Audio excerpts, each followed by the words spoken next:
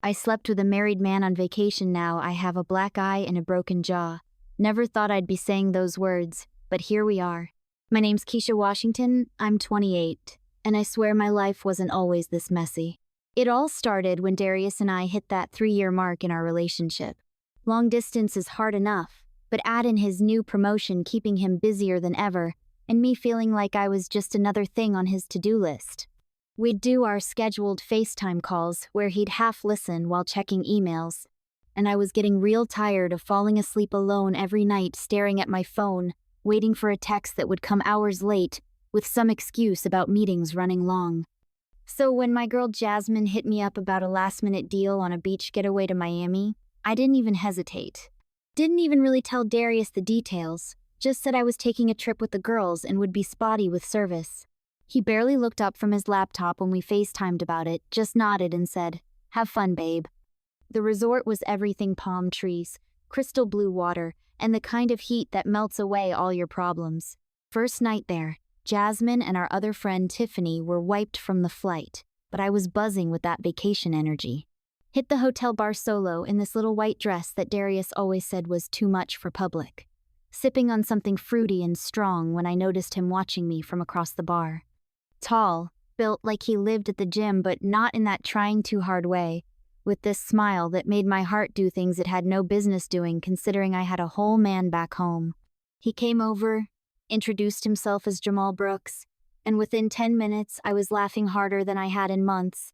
We talked about everything: my job at the marketing agency I was starting to hate, his business ventures that seemed vague but exciting, our favorite spots in the city we both apparently lived in, despite never crossing paths.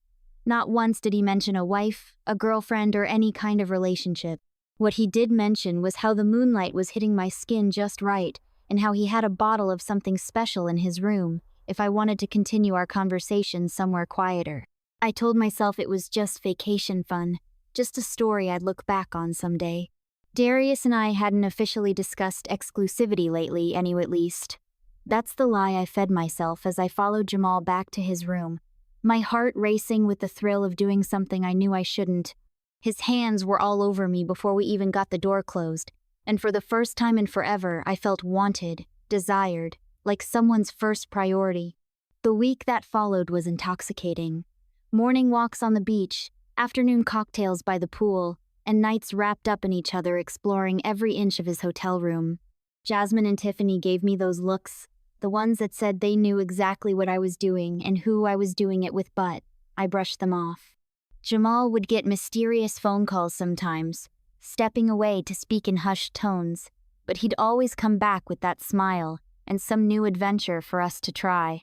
When I'd ask about the calls, he'd say it was work or family, and I chose to believe him. Darius texted daily, and I'd respond hours later with generic vacation updates and blurry beach photos that carefully excluded any evidence of Jamal. The guilt would creep in sometimes, especially when Darius sent those "miss you" texts that used to make my heart melt.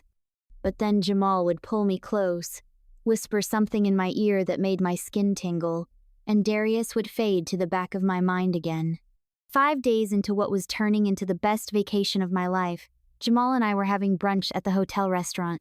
His phone kept buzzing, and he kept ignoring it, seeming tense for the first time since we'd met. I was mid-laugh at something he said when this gorgeous woman in designer sunglasses and a sundress that probably cost more than my rent stormed up to our table. The look on his face told me everything before she even opened her mouth. "Having fun with my husband?" she asked, voice deadly calm as she slid her sunglasses up to rest on her head, revealing eyes that burned right through me. The restaurant went quiet as I struggled to find words, looking between her face and Jamal's, waiting for him to say it was a mistake, that she was crazy, anything but confirm what I already knew was true. But he just sat there, silent, panic written across his face. "Tiana, baby, this isn't," he started, but she cut him off with a laugh that sent chills down my spine. "Save it. I tracked your phone, Jamal. Been watching you two all morning." She turned to me. "Did he tell you he has 2 kids at home too? Or that today's our anniversary?" My stomach dropped to my feet. The room started spinning as I realized just how completely I'd been played. "I didn't know," I managed to say. my voice sounding small and pathetic even to my own ears. He never mentioned. Of course he didn't, Tiana snapped, throwing his wedding ring on the table. I hadn't even noticed he wasn't wearing one. He never does. I looked at Jamal, who was now standing, trying to calm his wife down, his hand on her arm which she violently shook off. People were staring, phones out recording what was quickly becoming the kind of scene that ends up viral on social media. All I could think about was Darius somehow seeing this, finding out this way after I'd been ignoring his calls all week. I'm gonna go, I mumbled, grabbing my purse and standing to leave, but Tiana stepped in front of me. Oh no, honey, you don't get to just walk away from this. Her voice had risen now, drawing even more attention. You knew, women always know, you just didn't care. I swear I didn't, I started, but that's when she lunged at me. What happened next was a blur of screaming, pain, and chaos. Tiana was stronger than she looked, and the first punch caught me completely off guard, her fist connecting with my eye with a sickening thud that sent me stumbling backward. I heard Jamal yelling, felt hands trying to pull her off me, but not before she got in another hit that made something in my face crack and white-hot pain explode through my jaw. Security was there in seconds, pulling us apart, but the damage was done. My vision blurred from tears, and what I'd later learn was the beginning of one hell of a black eye. My jaw felt wrong, shifted somehow, and I could taste blood pooling in my mouth. Through the crowd that had gathered, I saw Jamal holding Tiana back, whispering frantically in her ear as she sobbed against his chest. He didn't look at me once as security escorted me to the hotel medical office. 3 hours later, I was in a Miami emergency room being told I had a fractured jaw that would require surgery and 6 weeks of having my mouth wired shut. Jasmine was with me, horrified and furious in equal measure, holding my hand as I cried through the pain. Tiffany was dealing with the hotel and our flight changes, since I obviously wouldn't be flying home the next day as planned. My phone had blown up with texts from Darius, who had somehow sensed something was wrong when I missed our nightly check-in text. I couldn't face telling him what had happened, not about Jamal, not about Tiana, and definitely not about my injuries.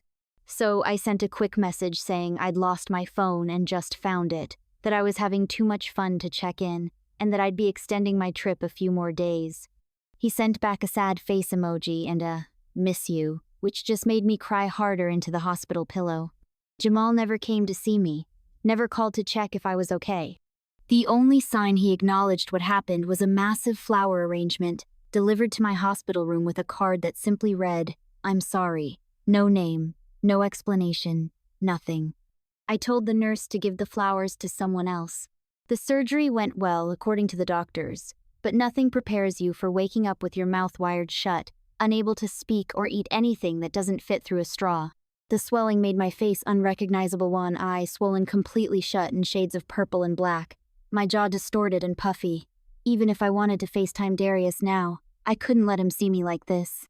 So the partial ghosting began. I extended my vacation for the full 6 weeks of recovery, staying in a cheap extended stay hotel in Miami, far from the resort where everything had gone down. Told Darius and my job that I'd met some old friends and decided to spend time with them, making vague promises about coming home soon that I never quite fulfilled. I sent text updates to Darius just often enough to keep him from panicking morning check-ins, random thoughts, always with excuses about why I couldn't call. Bad reception, busy day, lost my charger. Each lie built on the last until I was living in a web of my own creation. Jasmine came down twice to check on me, bringing supplies and sitting with me through the worst days when the pain made me wish I'd never set eyes on Jamal Brooks. She was the only one who saw me cry myself to sleep, slurping soup through a straw, and wondering how my life had imploded so spectacularly in the span of a week. "You need to tell Darius," she'd say, and I'd shake my head so hard it made my jaw throb. "And say what?" "Hey babe, sorry I've been distant. I was too busy sleeping with a married man and getting my face rearranged by his wife." "He'll leave me, Jas." "He might leave you anyway if you keep this up," she'd counter, but I wasn't ready to face that reality yet. By week 4, Darius's texts had grown more concerned, then frustrated, then increasingly distant. I could feel him pulling away, probably assuming I was pulling some kind of slow breakup, or had met someone else. The irony wasn't lost on me that the second part was true, just not in the way he likely imagined.